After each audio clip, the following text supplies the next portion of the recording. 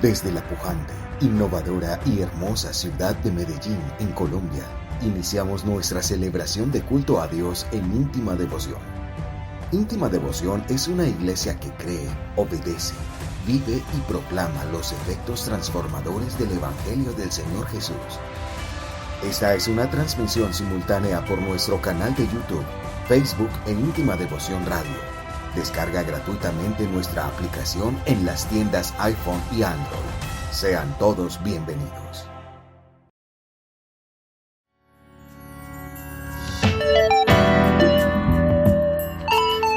Hola, muy buenos días mis amados hermanos. Les saludamos en este precioso día en el glorioso nombre del Señor Jesús. Y damos gracias al Señor por cada uno de ustedes. Estoy aquí con mi esposa Marlene, quienes nos disponemos a dirigir este culto bajo la responsabilidad de conducirles a ustedes hasta la presencia de Dios. Marlene, muy buenos días.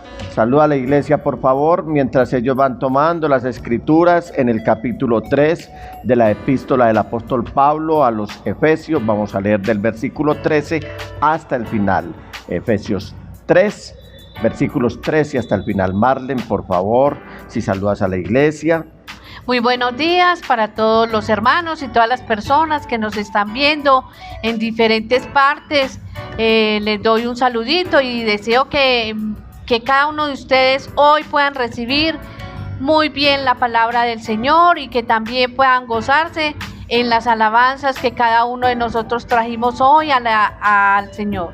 Bueno, después de estos saludos, vamos a disponernos a entrar en la presencia del Señor y leemos la porción de las Sagradas Escrituras, capítulo 3, versículos 13 hasta el final de la epístola a los Efesios. Dice el apóstol Pablo: así que les pido que no se desanimen a causa de lo que sufro por ustedes, ya que estos sufrimientos míos son para ustedes un honor.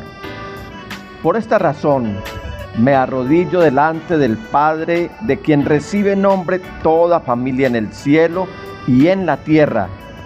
Le pido que por medio del Espíritu y con el poder que procede de sus gloriosas riquezas, los fortalezca a ustedes en lo íntimo de su ser, para que por la fe Cristo habite en sus corazones, y pido que arraigados y cimentados en amor puedan comprender junto con todos los santos cuán ancho y largo, alto y profundo es el amor de Cristo.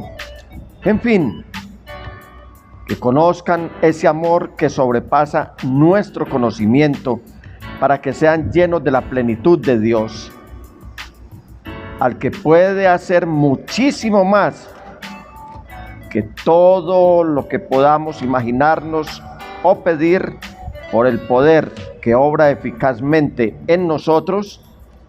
A Él sea la gloria en la iglesia y en Cristo Jesús, por todas las generaciones, por los siglos de los siglos. Amén. Amén.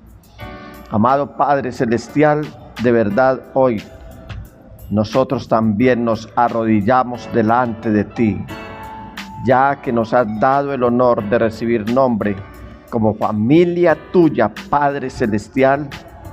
Permítenos en el nombre de Jesús postrarnos delante de ti y recibe este culto, esta celebración de adoración y de alabanza a ti como el único Dios verdadero, y ministra a tu pueblo por medio de tu Espíritu Santo, sin importar la situación que cada uno puede estar pasando en este momento. A ti no te acobarda nada de lo que suceda ni en el cielo, ni en la tierra, ni debajo de la tierra. Por favor, Señor Jesús, ministranos, te lo ruego, por el poder del Espíritu Santo. Amén, amén y amén. Amén.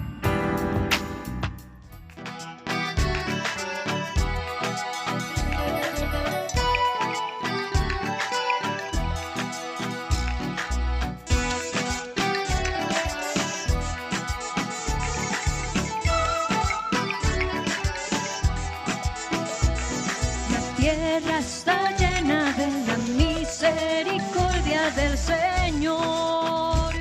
Por su palabra fueron hechos los cielos y las aguas del mar. Oh, aclamad al Señor con los instrumentos, aclamad al Señor con júbilo, aclamad al Señor con los instrumentos, cantadle un cántico nuevo. La tierra está llena de la misericordia del Señor. Por su palabra fueron hechos los cielos y las aguas del mar. Oh, aclamad al Señor con los instrumentos, aclamad al Señor con júbilo, aclamad al Señor con los instrumentos, cantadle un cántico nuevo.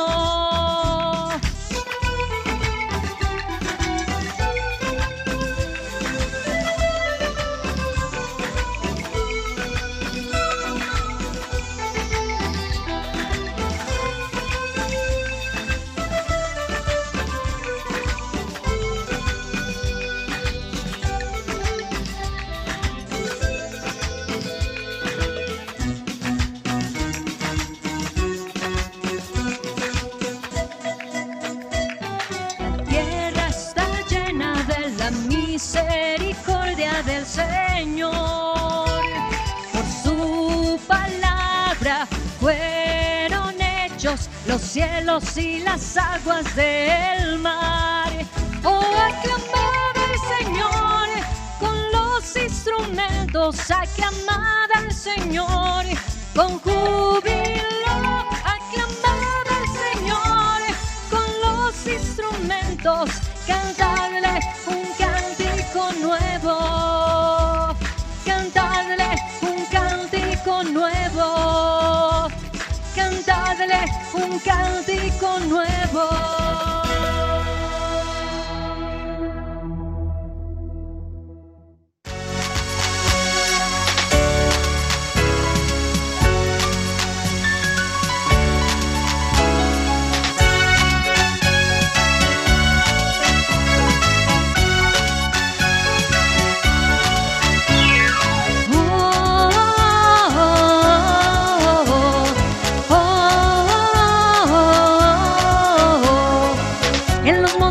En los valles exaltamos al que es digno de alabanza. En las costas de los mares levantamos un sonido de esperanza. Aclamamos, aclamamos, hacemos oír la voz de su alabanza. Con las manos en lo alto exaltamos al que reina para siempre.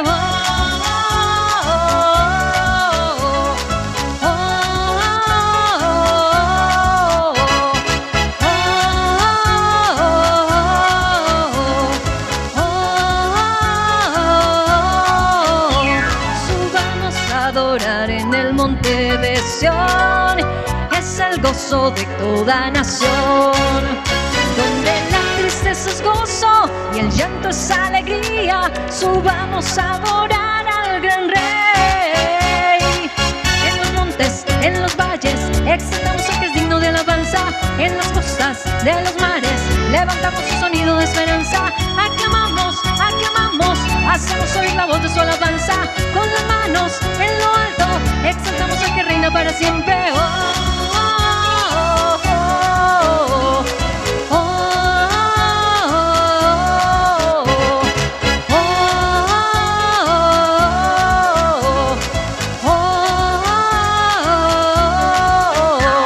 Subamos a adorar en el monte de Sión, es el gozo de toda nación, donde la tristeza es gozo y el llanto es alegría. Subamos a adorar al gran Rey.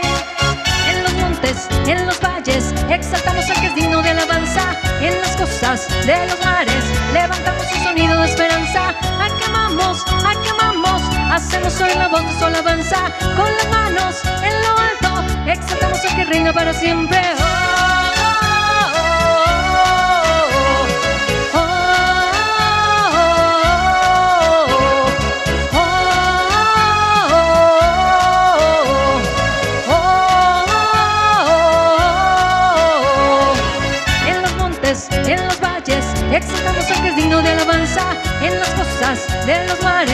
levantamos un sonido de esperanza. Aclamamos, hacemos hoy la voz de su alabanza. Con las manos en lo alto, exaltamos al que reina para siempre. Oh, oh,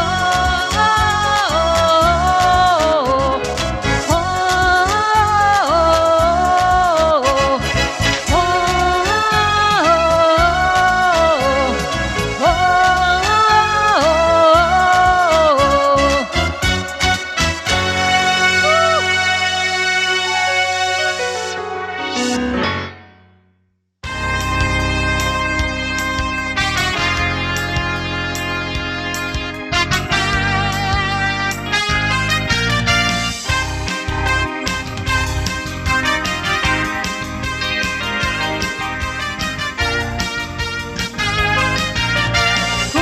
Dios, yo asaltaré los muros. Con mi Dios ejércitos derribaré. Con mi Dios yo asaltaré los muros. Con mi Dios ejércitos derribaré. Él adiestra mis manos para la batalla. Puedo tomar con mis manos el arco de bronce. Él es escudo, la roca mía. Él es la fuerza de mi salvación, mi alto refugio y mi fortaleza. Él es mi libertador. Con mi Dios yo asaltaré los muros. Con mi Dios ejércitos derribaré. Con mi Dios yo asaltaré los muros. Con mi Dios ejércitos derribaré. Él adiestra mis manos para la batalla. Puedo tomar con mis manos el arco de bronce. Él es escudo, la roca mía. Él es la fuerza de mi salvación, mi alto refugio y mi fortaleza.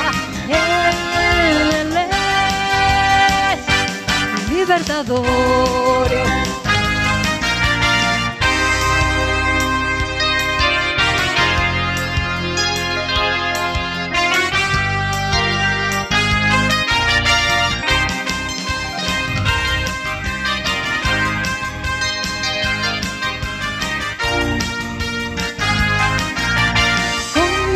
Yo asaltaré los muros.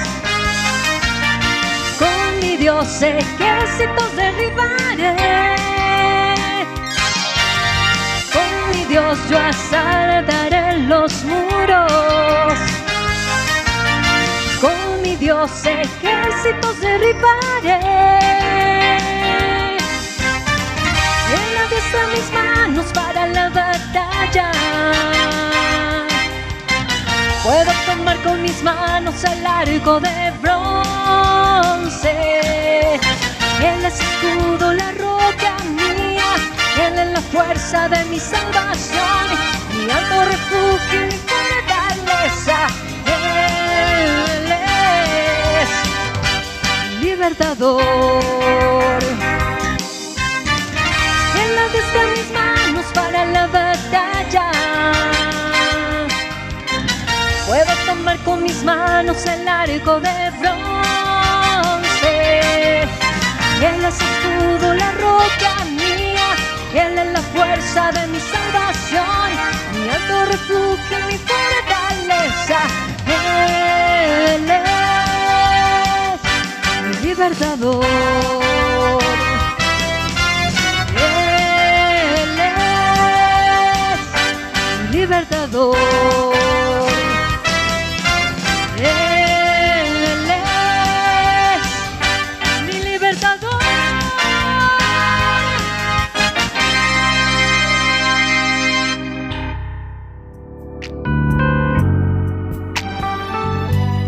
Ahora que el Señor nos ha regalado también este precioso momento en el cual vamos a ofrecer nuestras o a entregar nuestras ofrendas, a dedicarlas a Él. Esto lo debemos hacer también con regocijo, porque Él es el único que produce en nosotros tanto el querer como el hacer por su buena voluntad, y Él bendice al que da con alegría. Dediquemos pues estas ofrendas al Señor para que sean de su agrado y que suban con olor fragante delante de su santa presencia. Amado Padre Celestial, en esta mañana te damos muchas gracias por el privilegio, Señor, de estar nuevamente hoy alabando y glorificando tu santo nombre. Hoy nos presentamos con nuestras ofrendas, Señor, como un sacrificio vivo y agradable delante de ti.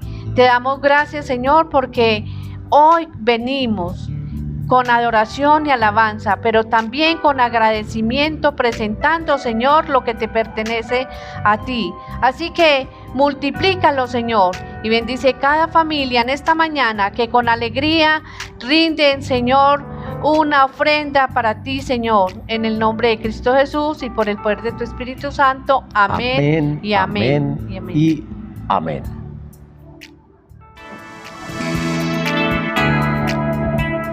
Bueno, Marlene, el año se nos está terminando. No fue fácil, pero tampoco fue imposible, porque podemos decir que hasta este día el Señor nos ha ayudado. Sí, es verdad, pastor. Fue un año en el cual nos cogió como de sorpresa, aunque estábamos ya advertidos. Pero como tú dices, un año difícil, pero hemos podido comprobar la misericordia, la bondad del Señor, que siempre nos ha ayudado y nos ha fortalecido y nunca nos ha dejado, y sobre todo ha sido tan bueno con nosotros que nos ha dado más de lo que merecemos. Por lo tanto, no podemos perder la costumbre de ser agradecidos. Y para el 13 de diciembre tenemos el día, la celebración de Acción de Gracias. Como lo hemos venido haciendo todo el tiempo y somos testigos de que el Señor no nos ha abandonado, como lo acaba de decir Marlene, como lo puedo testificar yo, este 13 de diciembre, Día de Acción de Gracias, lo hacemos de una manera muy sencilla. ¿Cómo expresamos esa acción de gracias? ¿Cómo la manifestamos? 1,000 pesitos por cada año de vida que el Señor nos ha dado. Cada año de vida que el Señor nos ha dado, 1,000 pesitos lo depositas ahí en tus ofrendas, o lo consignas en la cuenta y le dices al Señor: gracias, porque hasta este día me has dado salud, me has dado vida y no me has faltado con el bienestar ni mío ni el bienestar de mi familia. Así que por favor, no abandonemos esta buena costumbre. Esto de acción de gracias es distinto a lo que son tus ofrendas y tus diezmos. Esta es una ofrenda especial, distinta a los diezmos y a las ofrendas, que vamos a separar con mucha alegría, con mucho regocijo, porque hasta este día nos ha ayudado el Señor. 13 de diciembre, Día de Acción de Gracias. Por favor, nos humillamos en la presencia del Señor y nos gozamos delante de Él, diciéndole: gracias, Padre Celestial, porque hasta este día me has sostenido. Te esperamos el Día de Acción de Gracias.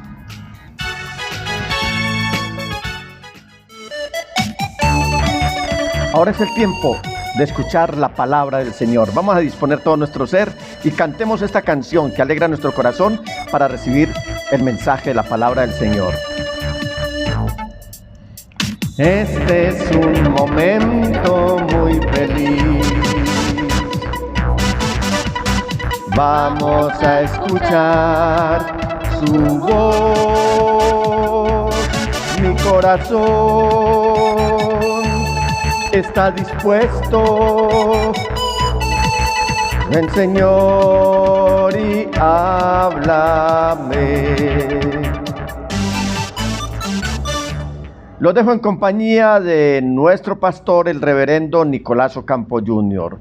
Un grato honor para nosotros poder presentarlo a él y también poder recibir la palabra de Dios por sus propios labios, los labios del pastor. Así que aplauda al Señor ahí donde está, con agradecimiento por la vida del pastor. Amén. En el Santo Evangelio según San Mateo, capítulo 16, versículo 13, se nos cuenta por parte del evangelista un episodio que contiene una de las frases más importantes, más poderosas y sobre todo más vigentes que el Señor Jesús hizo en relación a su reino y en este caso específicamente a su iglesia. Allí, en el capítulo 16 del Santo Evangelio según San Mateo, capítulo 16, como ya dije, versículo 13, nos cuenta la historia que cuando llegó a la región de Cesarea de Filipo, Jesús preguntó a sus discípulos, ¿quién dice la gente que es el Hijo del Hombre? O sea, él mismo. Le respondieron entonces, unos dicen que es Juan el Bautista, otros que Elías y otro que Jeremías o uno de los profetas. Así que el Señor va a proceder a preguntarle a ellos, ¿y ustedes quién dicen que soy yo? Tú eres el Cristo, el Hijo del Dios viviente, afirmó Simón Pedro. Así que el Señor le va a decir lo siguiente, dichoso tú, Simón, hijo de Jonás, porque eso no te lo reveló ningún mortal, sino mi Padre que está en el cielo. Yo te digo que tú eres Pedro, y sobre esta piedra edificaré mi iglesia, y las puertas del reino de la muerte no prevalecerán contra ella. La expresión de la que me refería al principio es cuando el Señor Jesús dijo, mi iglesia. Padre Celestial, esta mañana te adoramos en el nombre de Jesús el Señor, y te adoramos porque tú eres el único Dios verdadero. Tú vives por todos los siglos y nosotros como tu pueblo deseamos en verdad serte útiles, vivir una vida agradable delante de ti y sobre todo, Señor, tener el privilegio de ser el pueblo que tú has escogido para tu reino. En el nombre de Jesús el Señor y por el poder del Espíritu Santo, amén y amén. Hace algunas semanas atrás compartí con ustedes un sermón que titulé La verdadera iglesia del Señor en su primera parte. Hoy quiero que miremos la segunda parte. Ese día dijimos que la Biblia, que es la palabra de Dios, nos habla de dos pueblos de pacto, es decir, dos pueblos con los que Dios ha hecho pacto. El primero es el pueblo de Israel y el segundo es la iglesia. Para entender esto, entonces ese día les dije que se hacía necesario definir quién es Israel y quién es la iglesia. Y me parece que hoy nos sobra retomarlo. Dijimos entonces que Israel está formado por los descendientes naturales de Abraham, Isaac y Jacob, a quien Dios le cambió el nombre por Israel. Y dijimos además que Israel es un pueblo natural. ¿Cómo se ha dado este pueblo durante los siglos? Porque se multiplican como hijos y hacen parte de la generación que desciende de Abraham, de Isaac y de Jacob.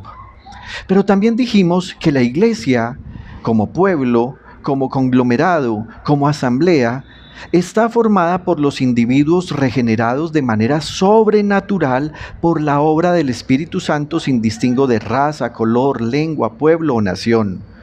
Eso significa que todas las personas que han aceptado a Jesucristo como el Señor, ahora hacen parte de su iglesia. Permítame hacer un paréntesis acá. En ocasiones la gente me dice, oye pastor, ¿dónde queda tu iglesia? O inclusive creyentes de nuestra misma comunidad dicen, ay pastor, esta iglesia suya es muy linda. Quiero que sepa algo. El único que puede referirse a la iglesia como de su propiedad es Jesucristo el Señor. En este caso, mi familia y yo somos colaboradores en la construcción de este edificio que es la iglesia, pero esta iglesia le pertenece al Señor.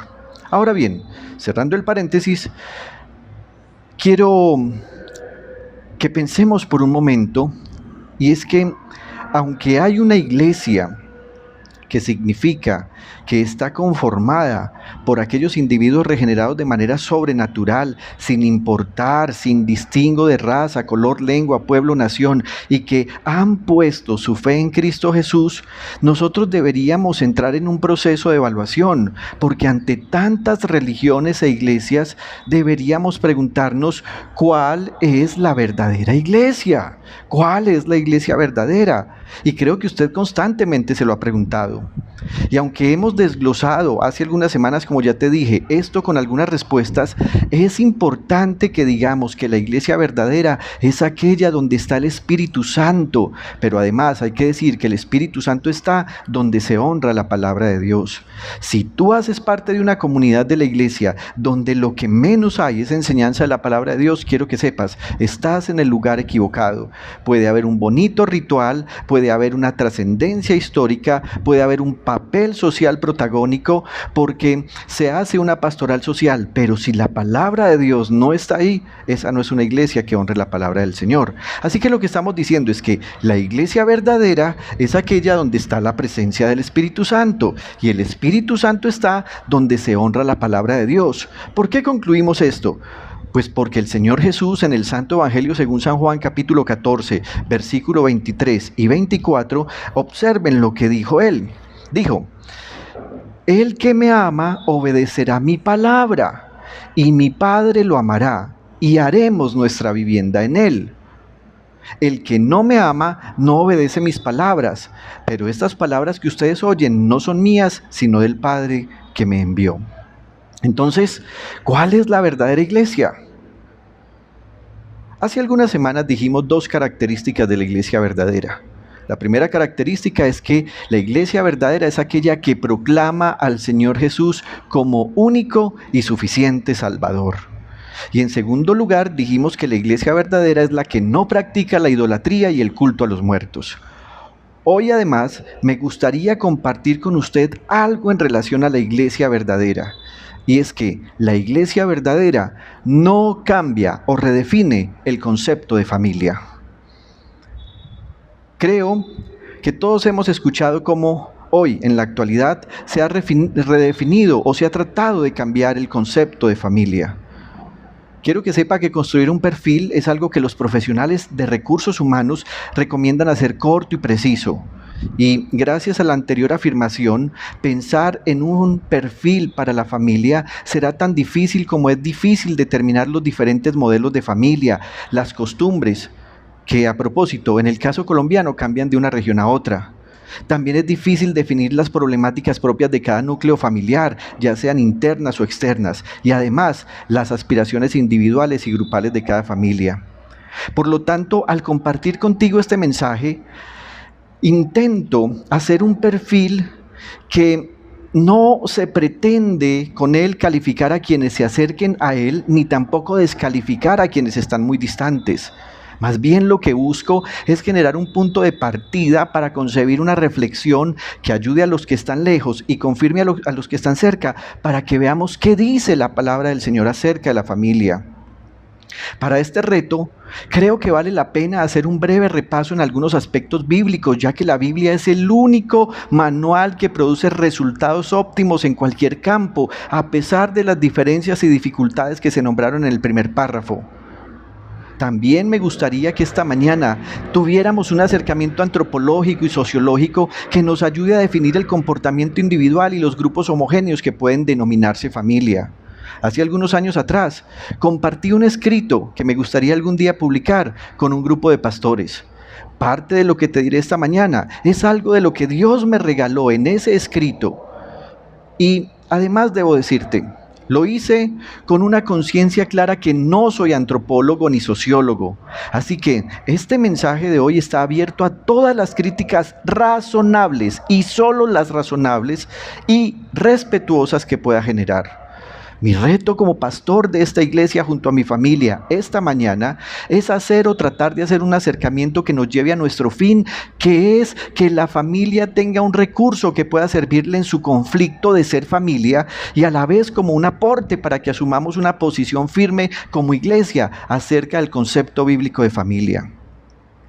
El concepto de familia es algo que, aunque la palabra familia, nosotros la conocemos muy bien en nuestra hispanización y sabemos que es de origen latino y parece que no tuviera nada que ver con el significante que la Biblia nos da, sí es una palabra que se acerca a la definición del grupo de personas que hacen parte de una descendencia, linaje, especie y parentela. En hebreo bíblico, la palabra mispajá es el término que denota familia o clan. Una forma de este vocablo hebreo aparece en ugarítico y púnico con el mismo significado de familia o clan. El término se ha encontrado en los rollos del Mar Muerto y está presente en el hebreo de la Misná y el hebreo moderno. Mispajá, como palabra que puede denotar familia o clan, aparece 300 veces en el Antiguo Testamento hebreo. De hecho, el primer caso del vocablo se encuentra en Génesis capítulo 8, versículo 19.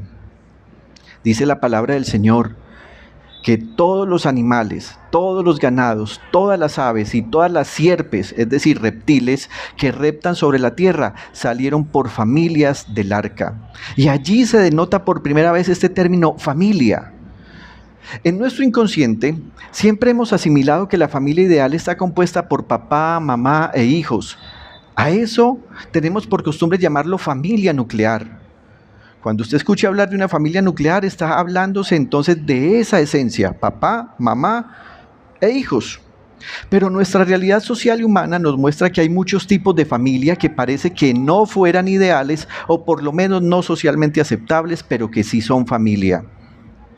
La familia es la primera comunidad humana basada en el vínculo de la sangre, es decir, caracterizada por una homogeneidad fundamental de orden biológico, psicológico, afectivo y cultural. Se dice además que la familia es la célula primaria y fundamental de la sociedad y está compuesta de esposos, hijos y eventualmente los ascendientes y colaterales que cohabitan. ¿Te has dado cuenta que una familia normalmente se forma así, papá, mamá e hijos, y luego empiezan a llegar el novio de la hija, la novia del hijo, luego se convierten en esposos y todos empiezan a denominarse como familia? El análisis histórico y sociológico revela que la institución familiar ha asumido configuraciones distintas en las diversas culturas y épocas de la historia. Cada cultura conoce sus propios modelos de familia, que casi siempre resultan coherentes con el universo de valores que sirven de apoyo y de trama de esa cultura.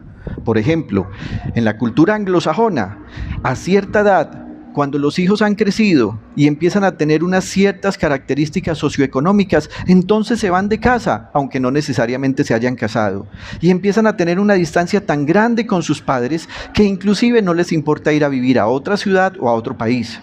Mientras que, por ejemplo, en la cultura hispanohablante, las familias empiezan a convertirse en algo mucho más grande que una célula, porque en vez de apartarse, lo que las familias hacen es empiezan a acomodarse.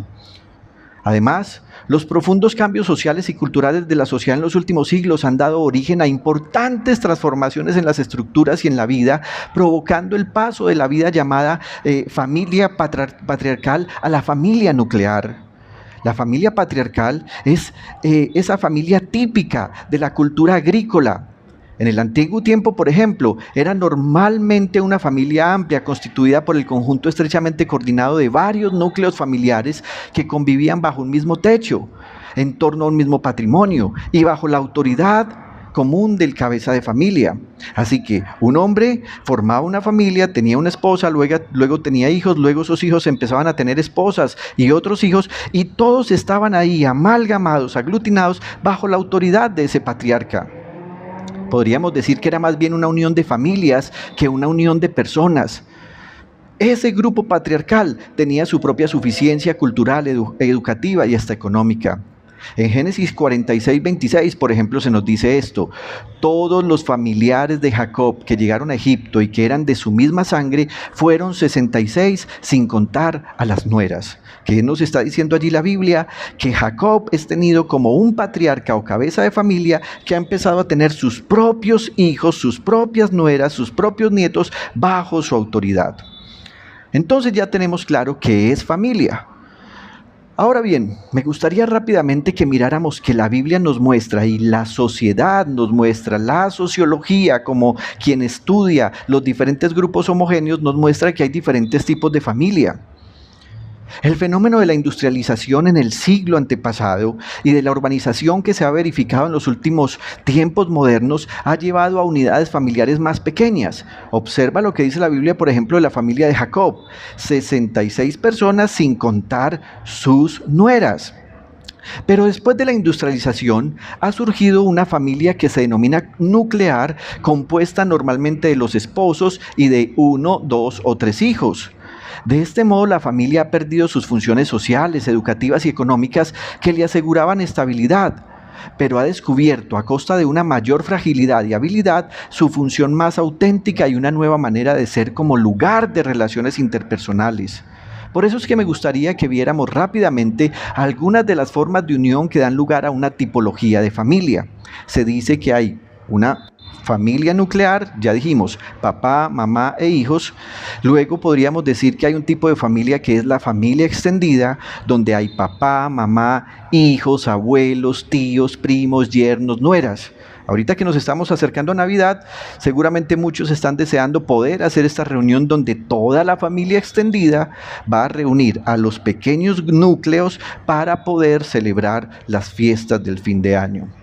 También se nos habla de la familia monoparental, aquella donde hay un solo progenitor y uno o varios hijos. Este tipo de familia monoparental se vive mucho en nuestra sociedad, porque una parejita pudo haber concebido un hijo, pero luego él o ella abandonan a su pareja y lo dejan con el hijo. También está el tipo de familia aglutinada o amalgamada, que es una familia que parece la familia feliz. Es el tipo de grupo que no permite la diferenciación de sus miembros, obstaculizando el desarrollo adecuado en la formación de la identidad. Toda diferenciación es sancionada, ser distinto no es permitido. Además, en este tipo de familia es habitual que los padres desean saber todo sobre sus hijos, no respetando espacios y silencios necesarios. Se anula lo privado en pro de lo compartido que se hace en público. Me gustaría mucho que si tienes acceso a la aplicación Netflix, pudieras ver en tu casa una serie que se llama La Corona, The Crown, donde se nos cuenta lo que ocurre al interior, por ejemplo, del reino de Gran Bretaña, que hoy está en cabeza de la reina Isabel. Y allí vas a entender esto de familia aglutinada. Todos tienen que estar juntos, todos parecen una familia feliz ante el público, pero al interior no hay diferenciación ni respeto por lo que cada uno quiere. También está la familia ensamblada o familia reconstituida, que es una familia en la cual uno o ambos miembros de la actual pareja tiene uno o varios hijos de uniones anteriores. Dentro de esta categoría entran tanto las segundas parejas de viudos como de divorciados y de madres solteras. ¿Cómo se llama este tipo de familia? Ensamblada. También se habla de la familia funcional, que es el tipo de familia que no es perfecta, pero todos sus miembros han aprendido a dar y recibir y cada uno cumple con su rol y las diferencias se resuelven amablemente y tomando tiempo. En este tipo de familia es muy importante escucharse uno a otro y hablar claro. En el tipo de familia funcional se aceptan las diferencias, los desacuerdos y los errores de cada quien con juicio crítico. Se acepta la individualidad, se promueve la madurez, todos se miran cara a cara cuando hablan, hay armonía en las relaciones, se demuestran y manifiestan mucho contacto físico entre unos y otros, se hacen planes juntos y todos disfrutan el compartir juntos, todos son honestos y sinceros entre ellos. También está la familia disfuncional, que es una familia en la que los conflictos, la mala conducta y muchas veces el abuso por parte de los miembros individuales se producen continuamente y regularmente, lo que lleva a otros miembros a acomodarse a tales acciones. A veces los niños crecen en tales familias con el entendimiento de que tal disposición es normal. Se cree que las familias disfuncionales son principalmente el resultado de adultos codependientes y también aquellos que pueden verse afectados por las adicciones como el abuso de sustancias, ya sea alcohol, drogas e inclusive algún vicio sexual. Otros orígenes son las enfermedades mentales no tratadas y padres que compiten o intentan corregir excesivamente a sus propios padres disfuncionales. En algunos casos, un padre inmaduro permitirá que el padre dominante abuse de sus hijos. Y aunque esto que he dicho parece muy extraño, quiero que sepa que estos tipos de familia están en la Biblia. Por eso me gustaría que miráramos los tipos de familia en la Biblia. Hablemos del primer tipo que he mencionado hoy, la familia nuclear. Para ello, me gustaría que tomáramos el ejemplo de una familia que estaba compuesta por 4 miembros en un principio: Elimelech, Noemí, Mahlón y Quilión. En el libro de Ruth, capítulo 1, versículo 2, se nos habla de esta familia. Dice, el hombre se llamaba Elimelech, su esposa se llamaba Noemí, y sus 2 hijos, Mahlón y Quilión, todos ellos efrateos de Belén de Judá. Cuando llegaron a la tierra de Moab, se quedaron a vivir allí. ¿Por qué es una familia nuclear? No se nos dice en ese instante que tienen otros parientes cercanos como abuelos, tíos.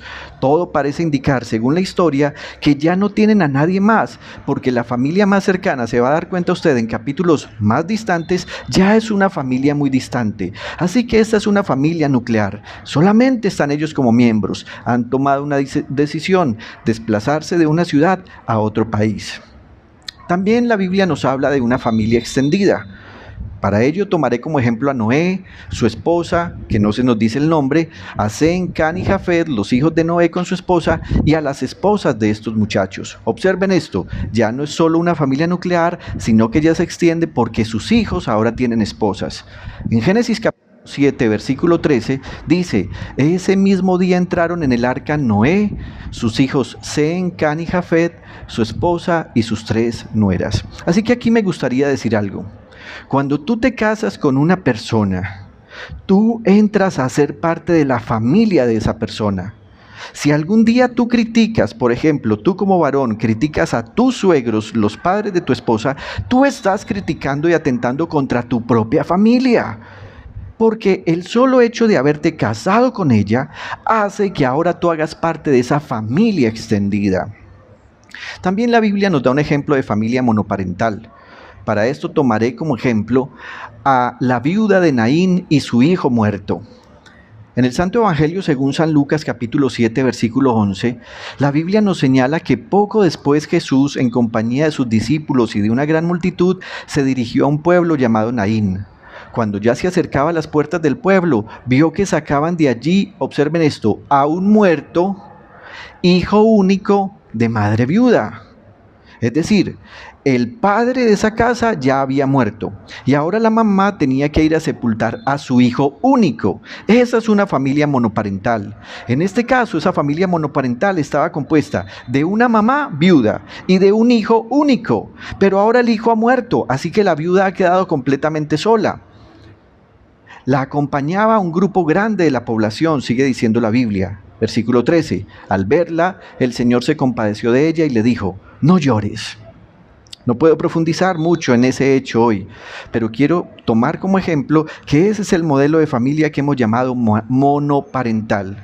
Cuando ves a una mujer viuda en la vida con un hijo o varios hijos, cuando ves en la vida a un esposo que perdió a su esposa y quedó con un niño o una niña, a eso se le llama familia monoparental. Cuando quedan 2 hijos y han muerto sus padres, ya no se llama familia monoparental, son huérfanos, se ha desintegrado la familia. También la Biblia nos habla de la familia aglutinada, aquella que está junta y aparentemente está feliz, pero que tiene conflictos muy grandes. Para esto mencionaré una familia que nos trae una historia muy triste en la Biblia. En Génesis capítulo 4 versículo 8 se nos dice, Caín habló con su hermano Abel. Mientras estaban en el campo, Caín atacó a su hermano y lo mató. Estaban juntos, vivían juntos, hacían cosas juntos, inclusive presentar ofrendas juntos al Señor. Daban la apariencia de ser una familia feliz, pero estaban aglutinados porque no eran una familia funcional. ¿Qué pasó? Un hermano mató a otro. También la Biblia nos habla de una familia ensamblada, y para esto tomaré una familia maravillosa, la familia de José con María, Jesús como hijo de Dios y los hijos del matrimonio entre José y María. En Mateo capítulo 1 versículo 19 nos dice, como José su esposo era un hombre justo y no quería exponer la vergüenza pública, resolvió divorciarse de ella en secreto. Pero cuando él estaba considerando hacerlo, se le apareció en sueños un ángel del Señor y le dijo, José, hijo de David, no temas recibir a María por esposa, porque ella ha concebido por obra del Espíritu Santo.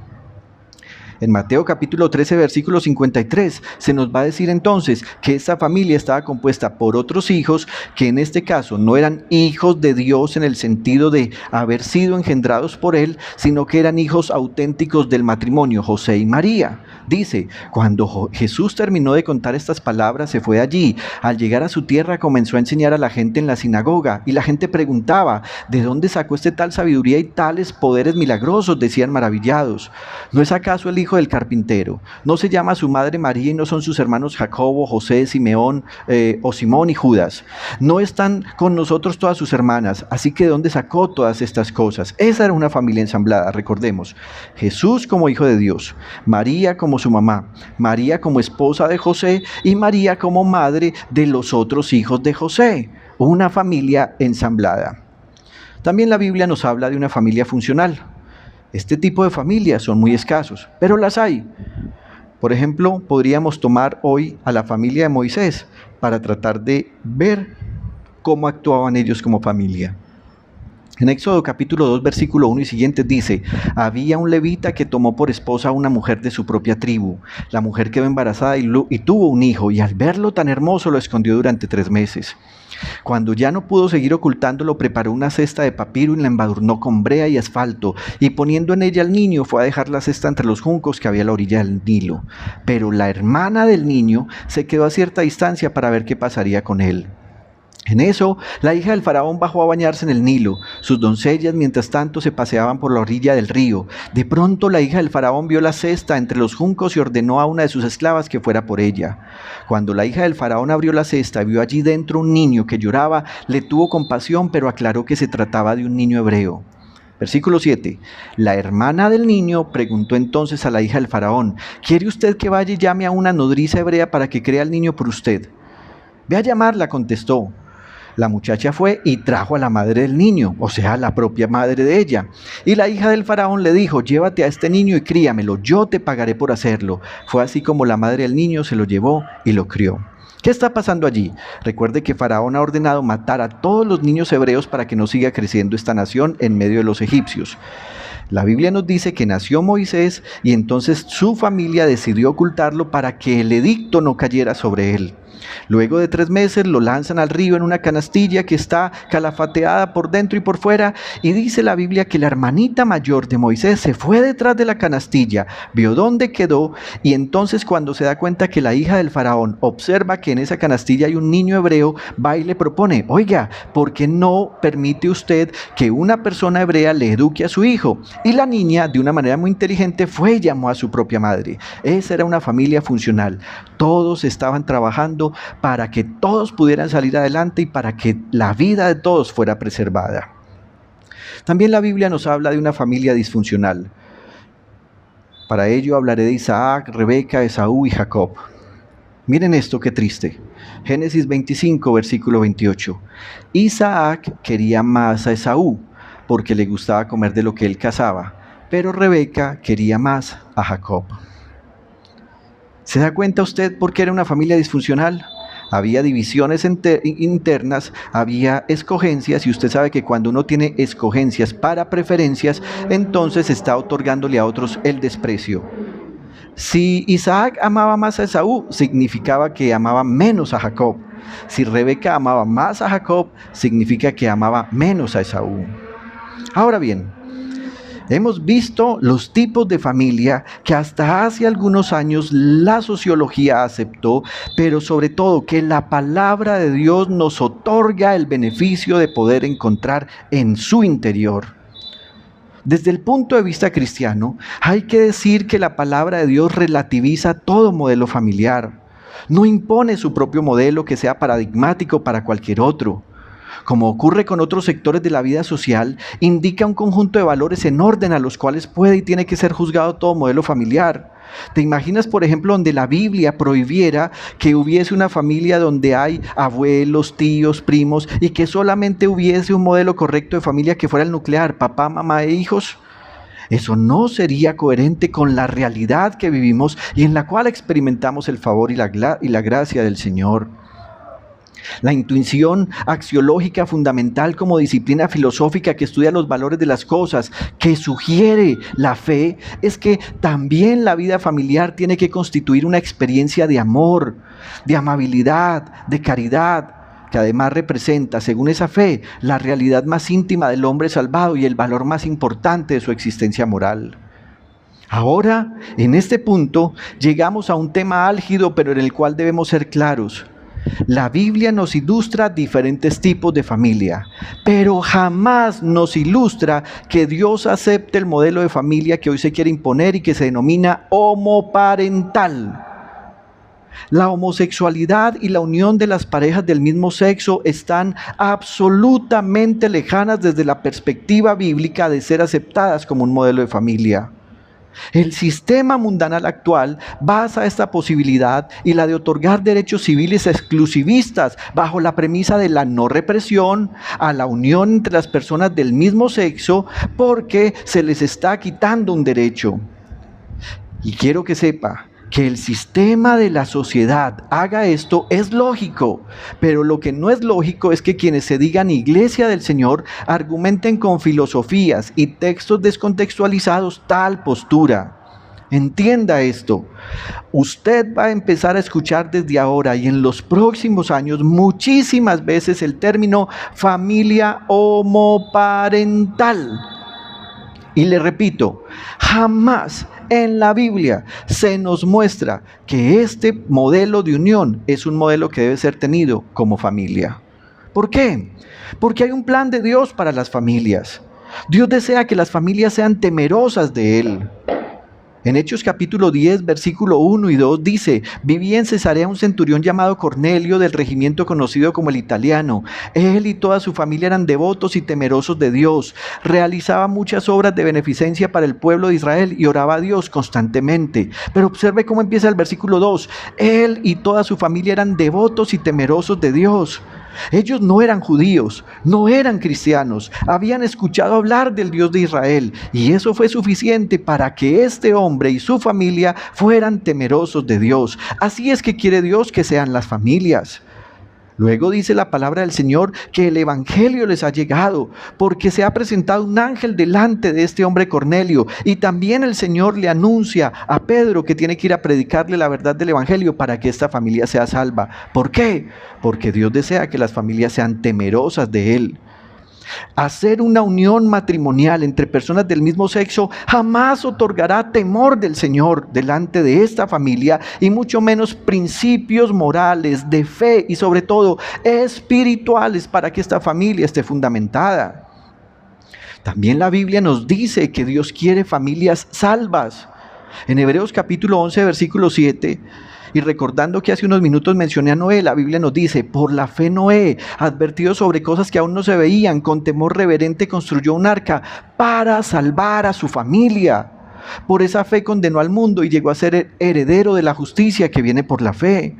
Te pregunto, ¿podrá una familia homoparental ser salva si no hay arrepentimiento y si en vez de condenar los hechos buenos, como normalmente lo hacen todos aquellos que tienen estas prácticas, empiezan a aplaudir los hechos malos?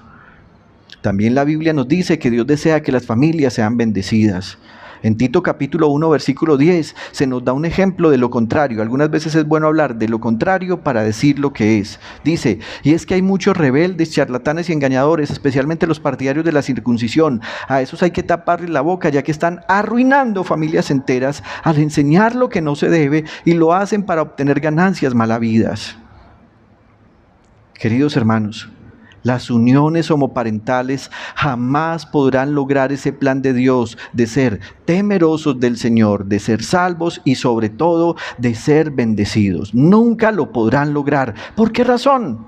Pues porque va en contra de la naturaleza, va en contra de lo que Dios estableció, va en contravía de lo que la lógica de la misma naturaleza demanda. Algunos afirman que el sustento para aceptar este tipo de relaciones o formaciones está soportado en los sentimientos, en el amor, en la bondad, en la libre elección y en la deducción de una nueva moral.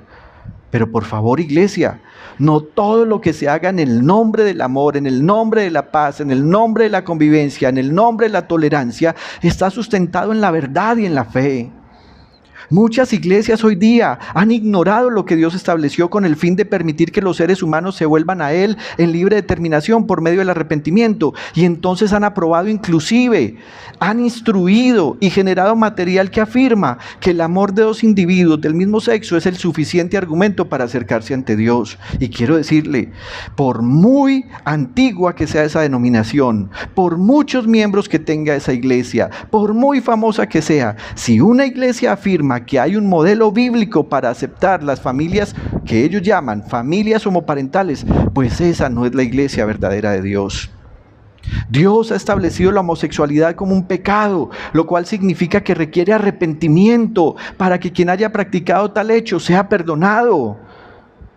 Hay gente que piensa que un homosexual no puede ser perdonado. La Biblia me dice lo contrario. Dice en la primera carta de Corintios capítulo 6 versículo 9, escribe el apóstol Pablo: ¿acaso no saben que los injustos no heredarán el reino de Dios?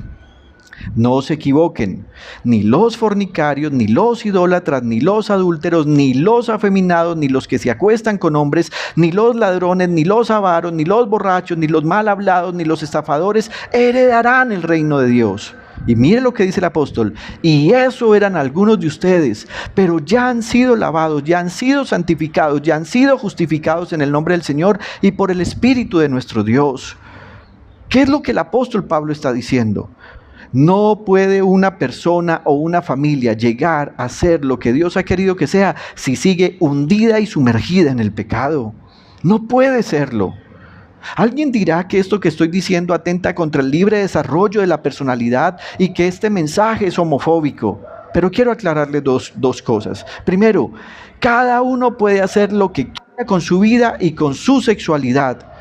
Porque el apóstol Pablo sigue diciendo, versículo 12, todo me está permitido, pero no todo me conviene. Todo me está permitido, pero no permitiré que nada me domine. Así que no se sienta atentado por lo que estoy diciendo.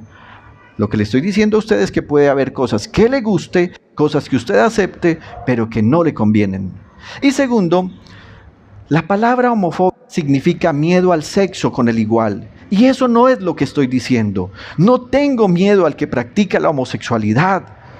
Lo que en realidad la palabra de Dios nos dice es que sí hay un modelo de familia que Dios mismo instituyó, que es el ideal y que éste representa el plan de Dios para las familias. No se equivoque, una familia no tiene o no puede tener dos padres, una familia no puede tener dos madres, no. Por el contrario, la Biblia nos va a establecer que hay una posición del padre según la Biblia, que hay una posición para la madre y que hay una posición para los hijos. La autoridad del padre se extiende a su mujer, sus hijos, sus nietas, sus siervos y a toda la familia. Y si él es el jefe, la Biblia nos muestra que su autoridad se extiende a todo el conjunto. Esta autoridad tiene como fin centrar los ojos del lector, creyente o no, en el deseo de Dios por generar el reconocimiento correcto hacia la institucionalidad que debía ser representada por un responsable ante Dios y ante la sociedad. Cuando Dios le da una autoridad especial a un varón dentro del seno de la familia, es porque este hombre representa una responsabilidad mayor, es decir, es responsable de él y de su grupo familiar ante Dios. Por lo tanto, el varón en su rol de esposo tenía que llevar la supremacía que en muchos casos le convertía en la Corte Suprema de Apelación de Asuntos Domésticos. La Biblia también nos habla de la posición de la madre. Quiero que sepa que si usted compara la Biblia con ella misma en los diferentes momentos históricos de lo que se vivió y de lo que se escribió, y explico esto, cuando usted lee por ejemplo el Evangelio de Juan, eso no fue escrito en el mismo momento que fue escrito Ruth o que fue escrito Génesis, pasaron siglos entre cada libro. Entonces, como no todos escribían en el mismo momento que ocurría, la gente podría juzgar como de corte machista evolutivo la primacía del hombre, mientras que a la mujer se le relega a una posición que ni siquiera es secundaria. He escuchado a periodistas de esta nación, inclusive a cristianos en nuestras congregaciones, diciendo que la Biblia y que Dios es machista. No es verdad. Si usted compara la literatura bíblica con la literatura árabe paralela en todos los momentos, podrá notar que el concepto mujer y madre en la Biblia le da primacía al género femenino. La Biblia todo el tiempo reconoce el papel, la posición, los derechos, los deberes, los logros, la autoridad, el ministerio y compañía perfecta de la mujer.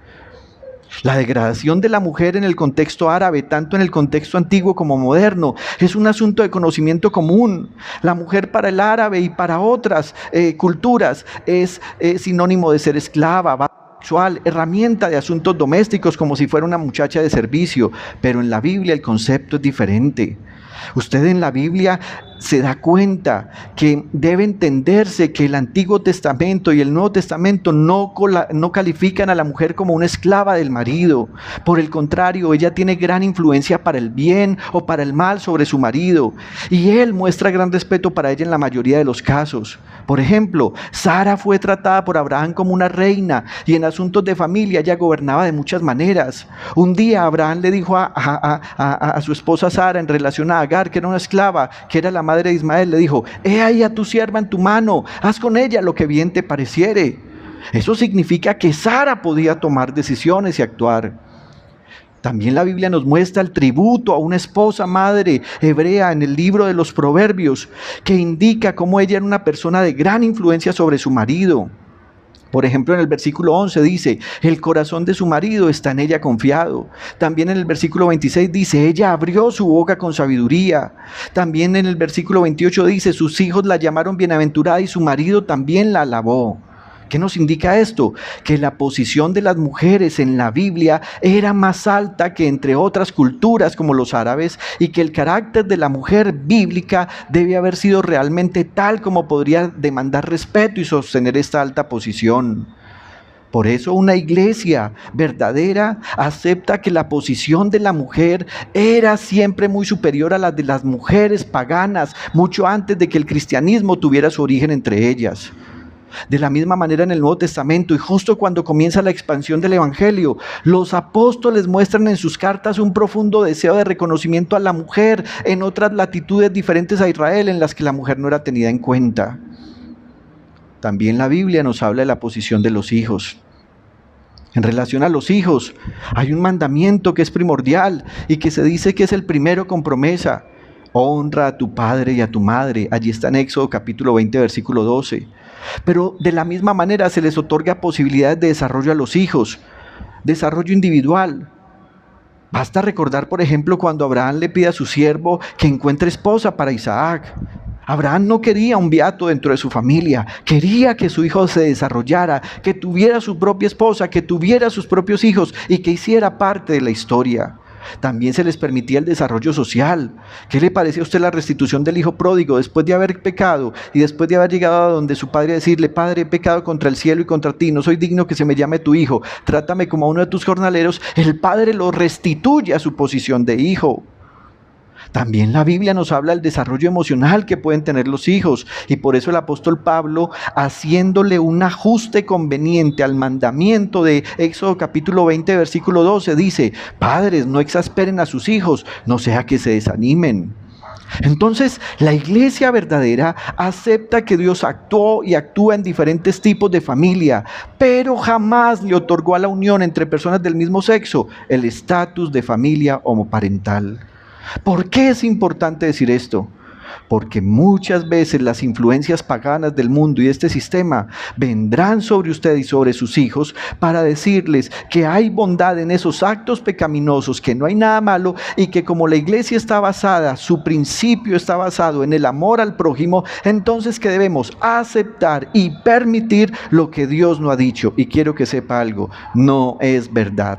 Por eso he compartido este mensaje que he compartido o que expresé esta mañana para ti, para tu familia, con mucho amor, para decirte: la iglesia verdadera no redefine y no cambia el verdadero concepto de familia.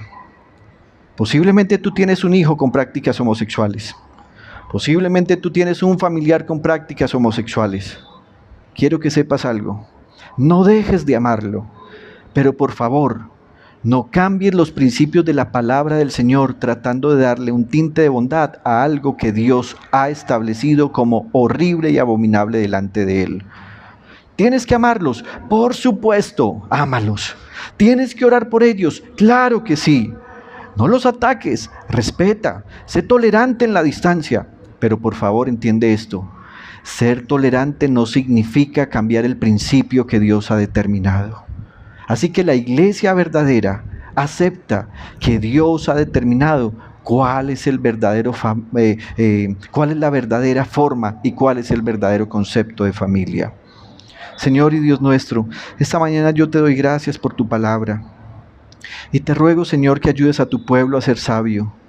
Ahora que se nos dice que tenemos que aplaudir todo lo malo, ahora que las naciones tambalean y entonces para poder medio sostenerse en el gobierno tienen que darle legitimidad a todo lo que tú has dicho que es malo, inclusive la homosexualidad, hoy te pedimos, ayúdanos a sostenernos firmes y en amor en lo que dice tu palabra, porque ello es suficiente. Yo te lo ruego, Padre, en el nombre de Jesús el Señor, suplicando que bendigas a nuestras familias para que ellas te teman, para que ellas te sirvan, para que sean salvas y para que tengan tu bendición. Señor, yo te ruego por cada padre de familia que está educando hijos. Ayúdales a entender lo que he explicado y expresado esta mañana, para que ellos sepan cómo actuar y cómo mantenerse firmes en la fe. Cómo ser disciplinados y templados, pero también cómo equilibrar esto con amor y con pureza. Señor y Dios nuestro, te ruego por cada papá, por cada mamá y por cada hijo. Si hay un padre de familia que está cometiendo adulterio y que indisciplinadamente ha menoscabado y ha sido displicente con tu palabra, yo te ruego, Señor, corrígelo para el bien de él y para el bien de su familia. Si hay alguna madre que no es fiel administradora, que inclusive ha cometido inmoralidad sexual, yo te ruego, Señor, llévala al arrepentimiento para que se vuelva a ti y a su familia.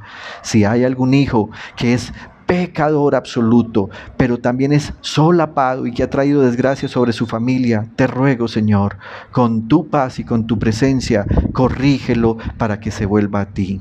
He orado a ti, mi Padre Celestial, en el dulce nombre del Señor Jesús y por el poder del Espíritu Santo. Amén y amén.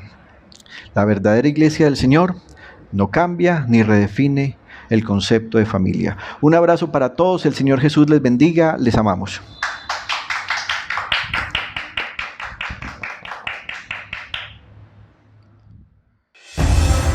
Desde la pujante, innovadora y hermosa ciudad de Medellín, en Colombia, hemos transmitido la celebración de culto a Dios en íntima devoción. Íntima Devoción es una iglesia que cree, obedece, vive y proclama los efectos transformadores del Evangelio del Señor Jesús. Descarga gratuitamente nuestra aplicación en las tiendas de iPhone y Android y síguenos en Facebook, YouTube, Instagram y Twitter como Íntima Devoción. Hasta pronto.